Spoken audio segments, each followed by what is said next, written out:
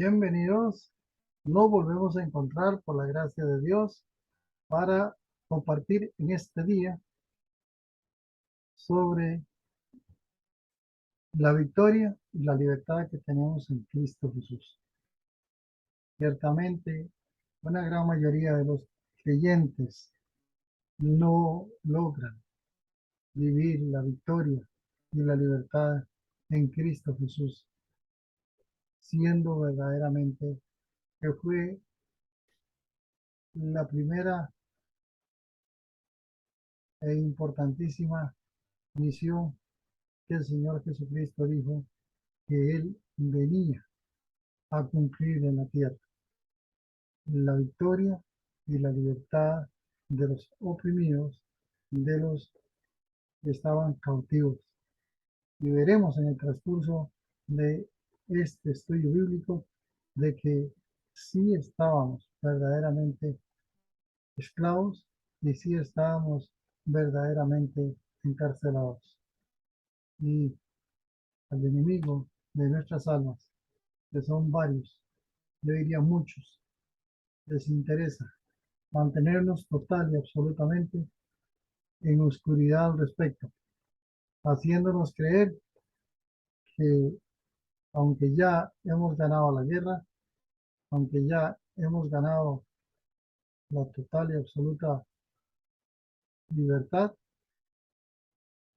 nos hacen creer que seguimos en guerra y que seguimos buscando liberarnos de lo que ya Cristo nos liberó.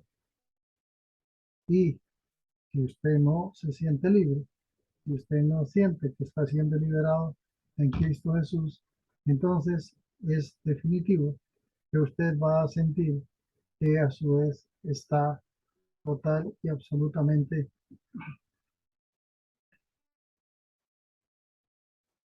encarcelado o esclavo, como lo quiera ver. En otras palabras, haber ganado la guerra y no darse cuenta que ganó la guerra es seguir en guerra.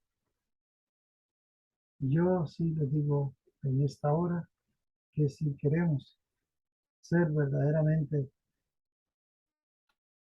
gozosos en Cristo Jesús, debemos tener total y absolutamente claro cuál es la victoria y cuál es la libertad a la que Cristo Jesús nos llamó.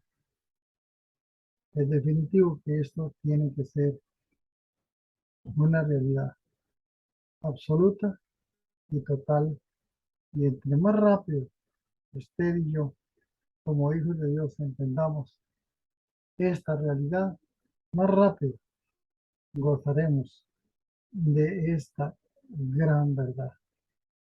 Por cierto, son pocos, muy pocos los escritores que hablan de la victoria y la libertad en Cristo. Por cierto, son pocos, bastante pocos, máxime en estos días que escasea la palabra de verdad, máxime en estos días que escasea la buena doctrina, la sana doctrina. Digo, victoria y libertad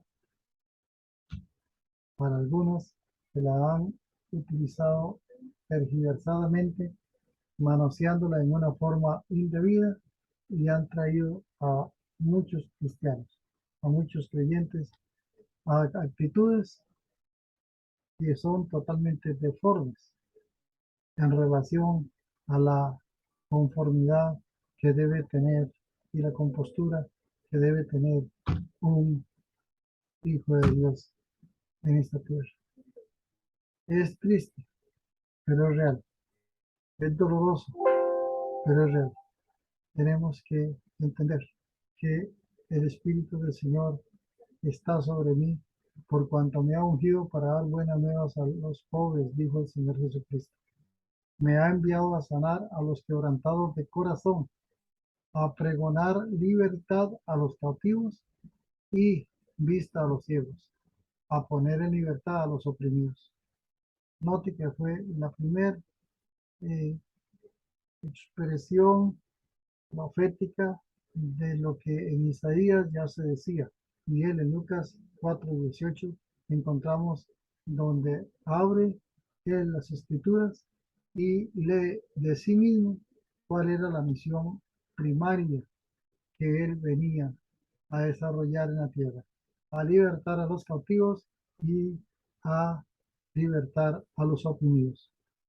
Porque todo lo que es nacido de Dios, dijo él, vence al mundo. Y esta es la victoria que ha vencido al mundo, nuestra fe. Increíblemente, hay gente que vive todos los días luchando por vencer, ya sea hábitos, ya sean opresiones, ya sea a Satanás, sus demonios, ya sea tentaciones de todo tipo. Y no entienden que no hay que luchar por algo que ya fue ganado, porque la victoria ya es nuestra. Porque el Señor es el Espíritu, y donde está el Espíritu del Señor, allí hay libertad. O sea, si usted ha nacido de nuevo y tiene el Espíritu del Señor morando en usted, entonces usted tiene libertad. Y veremos con detalle a qué se refiere esta libertad y esta victoria. Por cierto, quiero decirles que hoy vamos a hablar de los tres escenarios donde aparecen los enemigos y todo lo que nos quiere llevar a una vida infructuosa, a una vida de esclavitud otra vez y a una vida de cárcel. Porque desgraciadamente, como lo dije al inicio, muchos cristianos viven una vida de cárcel y una vida de esclavitud, siendo ya libres y siendo ya totalmente victoriosos en Cristo Jesús. Entonces, el Espíritu de Dios está en mí, ahí hay libertad. ¿Por qué soy tan, a veces tan, tal vez, insistente en querer vivir una vida llena de lucha, que por cierto se convierte tan cansada y tan infructuosa que en vez de crecer, lo que hacen es decrecer? ¿Dónde está, oh muerte, tu aguijón? ¿Dónde, oh sepulcro, tu victoria? Más gracias sean dadas a Dios que nos da la victoria por medio de nuestro Señor Jesucristo. Vean que esta victoria tiene alcance eterno, ya que nuestro postrer enemigo, que era la muerte, la cual puede alcanzarnos sin Dios y sin ley, en la misma naturaleza de pecado en que nacimos, y el cual ahí nos esclavizaría eternamente. Esa muerte ahora es retada y se le dice: ¿dónde está tu victoria? Esa victoria que hacía que tuviera yo tanto miedo. ¿Dónde está, oh muerte, tu victoria? Porque damos gracias a Dios que nos ha dado la victoria por medio de nuestro Señor Jesucristo. Libertad y victoria.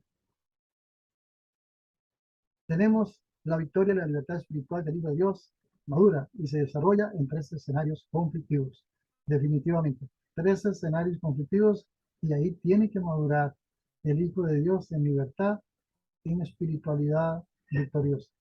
El primer escenario es el conflicto que se presenta entre la carne y el espíritu. La carne y el espíritu, dice, se oponen entre sí para que no hagamos lo que quisiéramos, espiritualmente hablando. El segundo conflicto es en el sistema del mundo y el ejército de las tinieblas, que nos quieren gobernar, nos quieren volver a esclavizar y quieren que vivamos haciendo la voluntad del mundo y la voluntad del ejército de las tinieblas. Ahí también hay una lucha, hay un conflicto. El tercer conflicto que se da es en la dimensión invisible de los ángeles de Dios versus los ángeles de Satanás. Aquí nosotros no tenemos una presencia directa, pero tenemos una injerencia total y absolutamente preponderante, protagónica, tanto de que nosotros somos los que activamos o desactivamos esa lucha. Ya lo vamos a ver con más detalle. Repito, vamos a tener un estudio aparte. Después de este resumen de los tres escenarios, hablaremos del conflicto de la carne versus el espíritu en detalle. Hoy vamos a ver una idea generalizada de esta situación y luego vamos a ir desarrollando un programa por cada uno de estos escenarios. El escenario de conflicto carne versus el espíritu, el escenario de conflicto en el sistema del mundo y el ejército de las tinieblas, y el escenario de conflicto en la dimensión visible de los ángeles de Dios versus los ángeles de Satanás. A esto se le ha mal llamado la guerra espiritual de los cristianos. ¿Por qué mal llamada guerra espiritual? Porque cuando ya se ganó y se eliminó y se redujo al enemigo, entonces ya no hay guerra. O hay victoria o hay derrota. O fuimos derrotados o hemos ganado victoria. ¿Quién ganó victoria? Otro ganó victoria por mí. ¿Quién peleó la buena batalla? Otro la peleó por mí. ¿Quién fue el que me dio la libertad? Cristo la dio por mí. Entonces lo vemos con más detalle, pero yo no tengo que pelear nada de lo que ya tengo. ¿Por qué voy a pelear ser libre si estoy afuera de la cárcel? ¿Por qué voy a pelear victoria si yo no tengo ya nadie que me oprime, ni nadie que me dé órdenes, nadie que me esclavice? Entonces, vamos en detalle. El escenario número uno, el conflicto entre la carne y el espíritu. Dice la palabra del Señor en Primera de Tesalonicenses, capítulo 5, versículo 23, y el mismo Dios de paz os santifique por completo y todo vuestro ser, de espíritu, cuerpo y alma, aunque el orden correcto es cuerpo, alma, espíritu, alma y cuerpo, sea guardado irreprensible para la venida de nuestro Señor Jesucristo. El Señor Cristo quiere que nosotros seamos guardados íntegramente para Él. Veamos este diagrama rápidamente. El cuerpo es la naturaleza carnal, los átomos, la materia, lo que vemos. Aquí encontramos el imperio de los sentimientos, de los sentidos, y encontramos el ver, el oír, el gustar, el oler, el palpar, etc. Eso está en el cuerpo. Eso está en el cuerpo. ¿De acuerdo? En el cuerpo están los órganos, está el cerebro, está el corazón, está el hígado, etcétera, etcétera. Entonces ellos tienen una función biológica. El cuerpo es técnicamente 100% biológico y él va a obedecer a uno de estos dos amos, al alma o al espíritu. El alma es nuestra naturaleza anímica, donde está el asiento de las emociones, los pensamientos y la voluntad. El Señor Jesucristo nunca ha responsabilizado al cuerpo del pecado. Ha dicho que el cuerpo de pecado tiene que ser y fue vencido, fue sometido, pero nunca le dice al cuerpo que el cuerpo es el culpable directamente, responsable directamente de todas las acciones de pecado. El cuerpo solo obedece. Por ejemplo, el corazón obedece a que pulse la sangre. El hígado obedece a que filtre y limpie la sangre. Y así todos los órganos. El cerebro obedece a ejecutar lo que la mente, los pensamientos y la voluntad del alma le dicen. Él no puede por sí mismo tomar decisiones. Él no hace el pensamiento como algunas veces se ha creído. Y ustedes se encuentran en la palabra que siempre el Señor está responsabilizando al alma del ser humano del pecado, nunca el cuerpo. En espíritu, la naturaleza espiritual del ser humano. Siempre ha tenido espíritu, siempre ha tenido naturaleza espiritual, pero sin Cristo era un espíritu muerto. ¿Qué quiere decir esto? Que estaba separado de Dios totalmente. Ahora tiene conciencia, tiene comunicación con Dios, ahora tiene y percibe el ambiente divino, lo que llamamos comunión con Dios, lo que llamamos conciencia de la presencia de Dios en él. Ahora es un espíritu vivificante. Ahora es un espíritu que logra transformar esta alma cargada de problemas y que se manifestarán a través de este cuerpo. Como dijimos que cada uno de estos escenarios llevará un estudio por separado, entonces vamos a dejarlo hasta aquí, pero lo retomaremos en el momento que vamos a ver el estudio de el conflicto carne versus espíritu. El apóstol Pablo presenta esta situación en la siguiente forma. Dice, Gálatas 5:13, porque vosotros, hermanos, a libertad fuisteis llamados, solamente que no seáis la libertad como ocasión para la carne, sino servidos por amor los unos a los otros. Digo pues, andad en el espíritu y no satisfagáis los deseos de la carne. Hay una gran responsabilidad allí, porque el deseo de la carne es contra el espíritu y el del espíritu es contra la carne, y estos se oponen entre sí. ¿Quiénes se oponen entre sí? El deseo del espíritu y el deseo de la carne, para que no hagáis lo que quisierais. Quizás queremos hacer siempre el bien, queremos obedecerle a Dios, queremos andar en santa y piadosa manera de vivir, como dice el apóstol Pablo, pero cuando nos damos cuenta estamos caminando obedeciendo a el yo, al alma que está con problemas serios de sentimientos, de emociones, de pensamientos, etcétera. Dice que manifiestas son las obras de la carne. Y aquí manifiesta y da una lista que no es nada bonita, que son adulterio, fornicación, inmundicia, lascivia, idolatría, hechicerías, enemistades, pleitos, celos, iras, contiendas, disensiones, herejías, envidias, homicidios, borracheras, orgías y cosas semejantes a estas, acerca de las cuales os amonesto, como ya os lo he dicho antes, que los que practican tales cosas no heredarán el reino de Dios. Es obvio y es lógico, pero lo veremos con más detalle y repito. Lo importante aquí es ver que muchos de estos pecados no se manifiestan a través del cuerpo visiblemente, como lo fuera el adulterio, como lo fuera la borrachera. La envidia, la ira y los celos se llevan por dentro. Como dicen muchas veces, la procesión va por dentro. De eso hablaremos con más detalle después. Lo importante es que en esta hora podemos ver de que hay un conflicto en nosotros entre el espíritu que nos anhela celosamente y la carne, que es nuestra naturaleza pecaminosa, que nos arrastra a querer hacer el mal, a andar en el viejo hombre. Mas el fruto del espíritu es amor, gozo, paz, paciencia, benignidad, bondad, fe, mansedumbre, dominio propio. Contra tales cosas no hay ley. ¿Por qué no hay ley contra tales cosas? Porque el fruto del Espíritu es Cristo mismo en nosotros.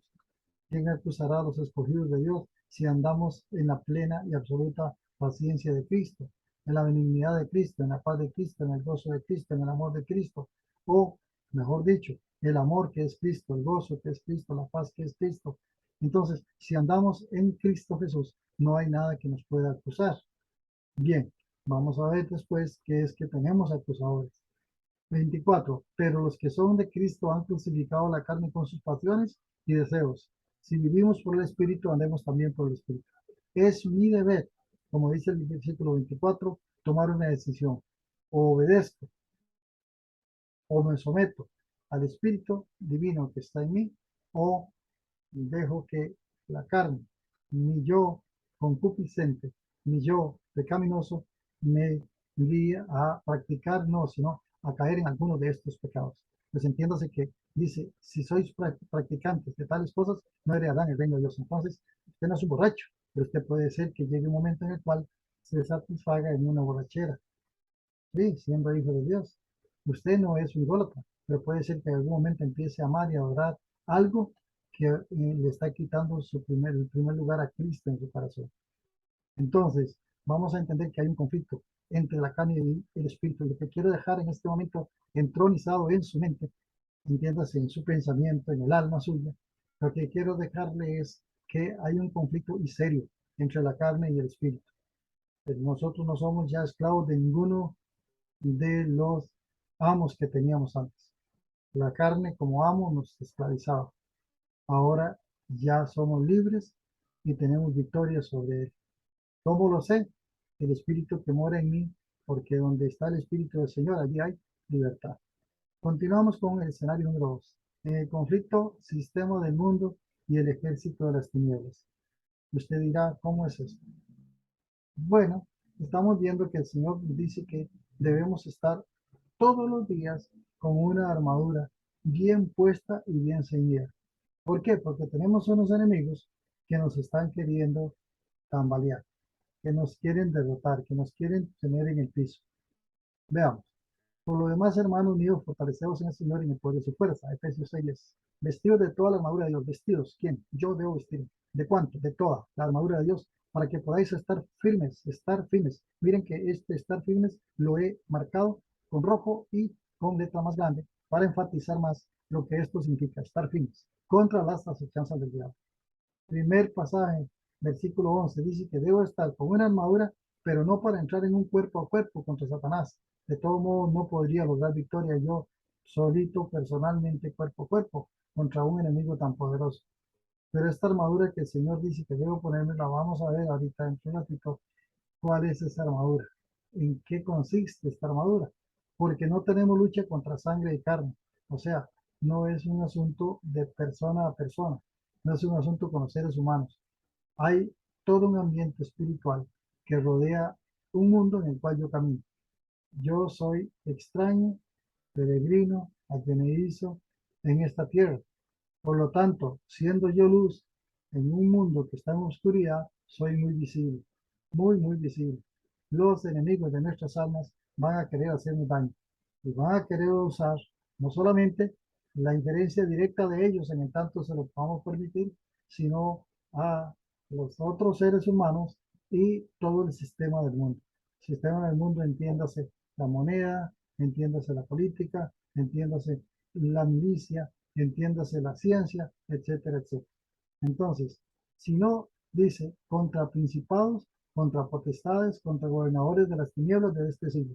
Usted nunca se va a tener un conflicto cuerpo a cuerpo con un principado, con una potestad, con un gobernador de las tinieblas, ni tampoco con una hueste espiritual de maná en las regiones celestes. De hecho, ni siquiera son visibles. Entonces, ¿cómo es que yo tengo pelea contra ellos? Porque ellos usan medios para hacerlo. Ellos van a querer atormentarme a través de, por ejemplo, un mal gobierno, los principados que manejan las mentes de los que gobiernan el mundo, va a poder hacerme daño a través de esa persona que quiere y que se presta para que ellos lo usen para hacer daño. Un mal gobierno trae dolor a mi corazón, quiere hacerme sentir mal.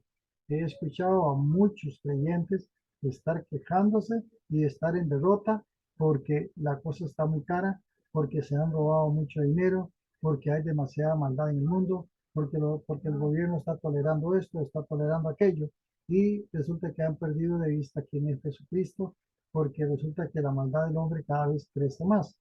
Y entonces no se dan cuenta que detrás de cada ser humano que está actuando de una forma total y absolutamente contraria, porque no lo pueden hacer de otra forma, entonces están contrarios a la voluntad de Dios, entonces me estarán afectando a mí indirectamente. Dice la Biblia, para que podáis resistir, entonces de nuevo nos dice el versículo 13 de nuevo, por tanto, otra vez, tomen toda la armadura de Dios, toda, no una parte, toda, para que podáis resistir el día malo y habiendo acabado todo, estar firmes. Dije hace un rato que este otro escenario número 2 va a llevar un estudio exclusivo, aparte, un tiempo especial para poder ver detalles de esta situación. Ahorita estamos dando una rápida pasada con algunas pinceladas de lo que el Señor nos está diciendo aquí, de que habiendo sido victoriosos y habiendo sido total y absolutamente libres, estemos firmes. 14. Estad pues firmes, otra vez, 3 veces ya en el pasaje que vamos viendo. 2 veces tomen toda la armadura de Dios y 3 veces para estar firmes. Ahora, ceñidos vuestros lomos con la verdad y vestidos con la coraza de justicia, y calzados los pies en el apresto del evangelio de la paz, sobre todo tomad el escudo de la fe con que podáis apagar los dardos de fuego del enemigo, y tomad el yelmo de la salvación y la espada del Espíritu, que es la palabra de Dios. Esto lo vamos a ver en detalle y vamos a ir detallando cada una de estas piezas de la armadura, que por cierto, esta armadura es Cristo mismo en mí, protegiéndome de los ataques de afuera hacia adentro. Vea que esta es una, óigalo bien, esta es un escenario de conflicto con el mundo, con Satanás, con el sistema mundial, con las otras personas, pero no contra ellas como personas, sino por lo que ellas representan como instrumentos del enemigo. Yo tengo que discernir, orando en todo tiempo y en todo momento, en toda ocasión. ¿Por qué debo orar en todo tiempo? Porque esto no es un asunto de mención, es un asunto de disposición, es un asunto de estar alerta, porque el enemigo quiere que nos caigamos, quiere derrotarnos. Vamos a ver con más detalle después que los zapatos de los de esto que llama acá el apóstol Pablo cuando lo escribe, guiado por el Espíritu Santo, y dice que el apresto, el calzado de los pies, ¿verdad? Que debía estar bien puesto, el calzado de los pies con el apresto del Evangelio de la Paz, bien ceñidos, y este calzado tenía como los tacos de los jugadores de fútbol, que tienen por eso se les llama tacos, porque tienen unos tacos. Bueno, estos tenían, como ustedes decía, unos clavos de acero que se, pues, se metían sobre los terrenos, tanto flojos como terrenos que estaban más duros, piedra y demás, y les permitían mantenerse firmes en la pelea del cuerpo a cuerpo. Entonces, es interesante entender que lo que el Señor nos está diciendo es para que estén firmes. El que cree estar firme, mire que no caiga, dice el Señor. Entonces, no es una derrota total, no es una que nos vuelven a poner los grillos en la cárcel de nuevo, los grillos de la esclavitud, ya no, pero sí nos pueden hacer totalmente infructuosos, llevando todos los días una pena de no victoria y de no libertad solamente por no entender el poder divino de Dios en nuestras vidas, velando con toda oración y súplica por los santos, dice el apóstol Pablo. La oración en este caso va a formar un papel muy, pero muy importante. Miren esta lámina que he puesto acá. Dice que el casco de la salvación, el apóstol Pablo estaba viendo algo así, como lo que está aquí dibujado. La coraza de la justicia, la justicia es Cristo, el cinturón de la verdad es Cristo, la espada del Espíritu, el Espíritu es Cristo, el escudo de la fe es Cristo, el casco de la salvación es Cristo. Entonces nos vamos a dar cuenta que hay una, dos, tres, cuatro, cinco, y el calzado de los pies, que es el Evangelio de la paz, que es el Evangelio de Cristo o Cristo mismo, que es la paz y el Evangelio. Entonces, si nos damos cuenta, estamos hablando de que la armadura es Cristo mismo en nosotros. Es como la chequina que protegía al pueblo en tiempos de el éxodo sobre el desierto. La armadura de Dios, oración de protección diaria. O sea, cuando yo oro todos los días y siempre estoy consciente de la protección de Dios, tengo definitivamente la armadura bien puesta.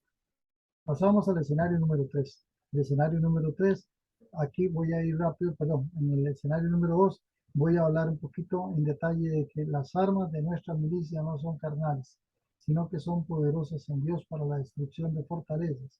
Segunda de Corintios 10:4 leemos eso.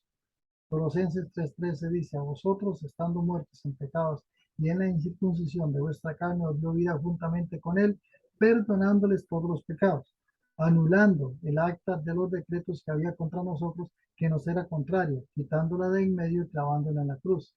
Y despojando a los principados y a las potestades, los exhibió públicamente, triunfando sobre ellos en la cruz. Por lo tanto, es claro decir que ellos no tienen sobre nosotros ningún poder, pues ya el Señor los despojó y los exhibió públicamente. No tienen absolutamente ningún poder sobre nosotros. Hay personas creyentes que viven con más temor de lo que el diablo, los demonios puedan inferir en su familia, en su quehacer, en su trabajo y en su persona directamente que de sí mismos. Y hay que tener más temor de mí mismo, de mi propia debilidad que de ellos, número uno. Y por cierto, hay que tener temor reverente de Dios también. Dice Juan 5, ¿por qué no tener temor de ellos? Porque son ya derrotados, total y absolutamente derrotados. Lo veremos con más detalle cuando nos toque el escenario número 2. Sin embargo, cierro ahorita con un comentario adicional y es, salí del Padre y he venido al mundo, dijo el Señor Jesucristo, Juan 5:28. Otra vez dejo el mundo y voy al Padre. Versículo 29. Le dijeron sus discípulos, he que ahora hablas claramente y ninguna alegoría dice. 30. Ahora entendemos que sabes todas las cosas y no necesitas que nadie te pregunte. Por esto creemos que has salido de Dios. Jesús les dijo, 21. ¿Ahora creéis? 32. He aquí la hora viene y ha venido ya en que seréis esparcidos cada uno por su lado y me dejaréis solo. Mas no estoy solo porque el Padre está conmigo. Ojo al versículo 33. Y estas cosas he hablado para que en mí tengáis paz.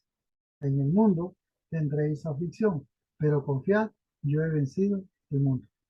O sea, venció Satanás y sus demonios, venció el mundo y también ha vencido la carne. al ser humano como tal. Entonces, ¿qué tenemos acá? Un triunfo, una victoria y una libertad total y absoluta. Ahora, no solo eso, sino que nos ha dado armas para que estemos conscientes de la milicia. Vamos a verlo con más detalle. Solo agrego, ¿han visto ustedes alguna vez un policía sin arma? Pero sin embargo, el arma no es para estarlo usando en todo momento y en todo lugar contra todo lo que se mueva. Es como una señal de autoridad, como una señal de respeto y ciertamente para defenderse, no tanto para herir, sino para defenderse. Por cierto, lo veremos con más detalle en el escenario número 2, Dios mediante próximo. Entonces tenemos entonces la victoria y tenemos la libertad sobre el mundo, las fuerzas de las tinieblas y también sobre eh, los otros seres humanos, las otras personas que en una u otra forma son siervos del mal y que en una u otra forma indirectamente nos llevan y nos traen consecuencias colaterales que también tenemos que sufrir en este planeta. En el escenario tercero tenemos el conflicto, la dimensión invisible de los ángeles de Dios versus los ángeles de Satanás. Hemos de entender lo que dice en Hebreos 1:13. El Señor dijo, ¿a cuál de los ángeles Dios le ha dicho, siéntate a mi diestra? Hablando de que Jesucristo no es un ángel, que Jesucristo es su Hijo, que se sentó a la derecha del Padre porque Él fue coronado con gloria por su obra redentora, hasta que ponga a tus enemigos por estrado de tus pies. Esto falta verlo. Entendemos que todavía quedan varios eventos proféticos en la tierra, traslado de la iglesia al cielo, luego los 7 años de la tribulación y la gran tribulación, y luego tendremos el milenio, luego tendremos la nueva creación, y ahí estará ya la eternidad o el cielo, donde estaremos con el Señor eternamente, con cielos nuevos y tierra nueva. Esto está por terminarse. Cuando termine el milenio, entonces todos los enemigos de nuestro Señor Jesucristo serán puestos definitivamente bajo sus pies. Y entonces Él vendrá y ese será pues tema para otro momento. Ahorita solamente lo que, haciendo referencia a lo que dice Hebreos 1:3. Ahora, entonces que Jesucristo no es un ángel. Jesucristo es Dios, Jesucristo es el vencedor, Jesucristo es el que ganó la libertad y la victoria total. 14. No son estos espíritus, estos ángeles que está hablando acá, dice, no son todos espíritus ministradores enviados para servicio a favor de los que serán herederos de la salvación. Entonces aquí vemos la presencia de unos seres que son seres celestiales, que no son seres terrenales. Y entonces dice la palabra del Señor, como sucedió con Lot, ellos toman apariencia humana y han actuado e interactuado con los humanos para librarnos de la maldad de otros seres humanos, del enemigo y aún de nuestra propia ignorancia y de nuestra propia maldad. Quiere decir entonces que ellos están en ese conflicto tercero de la dimensión invisible donde ellos actúan muchas veces. Por cierto, no hay un solo ángel que haya aparecido femenina. Y dos, no hay ni un solo ángel que no haya aparecido de los que le sirven al Señor y que han sido enviados por el Señor a nuestro servicio, que no traigan un mensaje que no sea un mensaje divino y que no traigan un mensaje que glorifique a Cristo. Todos los mensajes de ellos es glorificando a Cristo. No nos confundamos escuchando otras voces, escuchando otros mensajes que están viniendo más en estos últimos tiempos con el gran tema de los extraterrestres, de los alienígenas, de todos estos demonios que están pululando por todo lado y algunos seres humanos prestándose también al vacilón, no, sino a la mentira, que en el escenario 3 voy a ahondar un poco más en ese sentido de los alienígenas extraterrestres, que son demonios que están actuando, porque estamos hablando del conflicto entre los ángeles de Dios y los ángeles que no son de Dios, los ángeles que están al servicio de Satanás. Entonces me dijo Daniel 9, no temas porque desde el primer día que pusiste tu corazón a entender y a humillar en la presencia de Dios, fueron oídas tus palabras y a causa de tus palabras yo he venido. Mas el príncipe del reino de Persia se me opuso durante 21 días. Pero he aquí Miguel, uno de los principales príncipes, vino para ayudarme y quedé allí con los reyes de Persia. Este siervo de Dios, el arcángel Gabriel, fue enviado con una respuesta para Daniel. y tuvo una batalla cuerpo a cuerpo con el príncipe de Persia, un demonio poderosísimo, un principado poderosísimo. Y dije en el escenario número 2 que la armadura que nosotros, el Señor nos ha dado, no es para entrar a cuerpo contra ningún demonio, ni contra ningún principado o ningún gobernador de las tinieblas. Ya dijimos que es como señal de autoridad, en la cual al verme con esta armadura puesta, no se me acercan, no me tocan. Bueno, con detalle lo vemos después. Pero aquí este ángel sí tiene un cuerpo a cuerpo. ¿Por qué? Porque están en la dimensión espiritual y están en el escenario propicio para que esto se dé y están en nivel de poder también parecido. Esto lo vamos a ver con más detalle. 20. Él me dijo, ¿sabes por qué he venido a ti?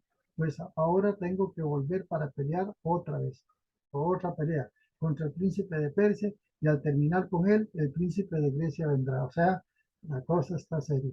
Hay dos batallas terribles, ¿no? Contra un príncipe de Persia y uno de Grecia. Entiéndase, son potestades, son tronos, son principados, son demonios muy poderosos que van a estar haciéndole la vida difícil a los siervos de Dios, a Gabriel, a Miguel y a todos los ángeles que están al servicio del Señor, amén de que no cumplan la misión que Dios les encomienda. ¿No les parece eso algo así como lo que conocemos en la tierra? Hombres y mujeres que quieren hacer el bien, que quieren gobernar con verdadera transparencia, que quieren honrar y glorificar a Dios primero y luego bendecir al pueblo. Y hay un grupo de otros poderosos que no quieren que eso suceda y hacen la contra. Inclusive y uno se pregunta a veces, ¿qué persiguen? ¿Qué persiguen? No es que quieren lo mejor para el pueblo, etcétera. 21. Pero yo te declararé lo que está escrito en el libro de la verdad, y ninguno me ayuda contra ellos, sino Miguel, vuestro príncipe. El príncipe de Israel se llama Miguel, que es un arcángel poderosísimo, que está al frente de la milicia de todos los que protegen a Israel. Entonces hablaremos de ello con más detalle en, cuando estemos en el estudio del escenario de los conflictos de la dimensión invisible de los ángeles de Dios versus los ángeles de Satanás. Bueno, aquí hay una figura de ángeles que han aparecido en algún momento en su naturaleza, en su cuerpo celestial. Brillan, son hermosos, sino que lo digan el canto que ellos trajeron a los eh, este, pastores cuando el Señor Jesucristo iba a nacer. Y dice que se iluminó todo el cielo, que era hermoso aquello por la presencia de ellos, etcétera. Y así muchos testimonios que hay bíblicos donde ellos tienen un cuerpo muy hermoso que irradia la gloria de Dios. Ahora bien, seguimos, dice la palabra de Dios, solamente una mención más sobre el conflicto entre los ángeles de Dios y los ángeles de Satanás. Estamos entendiendo, miren, tanto lo que sucedió con Daniel con respecto a Gabriel y el arcángel Miguel era un asunto que tenía que ver con los seres humanos. Veamos este otro que tiene que ver con los seres humanos, Apocalipsis 12:7. Después hubo una gran batalla en el cielo. Miguel y sus ángeles luchaban contra el dragón y luchaban el dragón y sus ángeles, hablando de Satanás y sus secuaces. Pero no prevalecieron, ni se halló ya lugar para ellos en el cielo. Y fue lanzado fuera el gran dragón, la serpiente antigua, que se llama Diablo y Satanás, el cual engaña al mundo entero. Fue arrojado a la tierra y sus ángeles fueron arrojados con él.